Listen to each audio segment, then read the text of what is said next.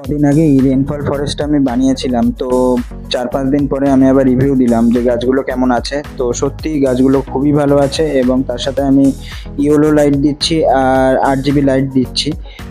লাইটটা তখনই দিচ্ছি যখন রেনটা ফল হচ্ছে, তখনই কিন্তু লাইট দিচ্ছি। তো আমি দেখবো 1টা মাস দেওয়ার পরে অবশ্যই তোমাদের আপডেট দেবো। আর এরকম যদি বানাতে চাও কেউ, তাহলে আমার সাথে যোগাযোগ করতে পারো। আমি ডিটেলস তাকে কিন্তু বলে দেবো এবং তাকে কিন্তু হেল্প করব। ভিডিওটা যদি ভালো লাগে প্লিজ শেয়ার করে দিও এবং সাবস্ক্রাইব করে দিও। দেখা হচ্ছে নেক্সট ভিডিওতে। টাটা।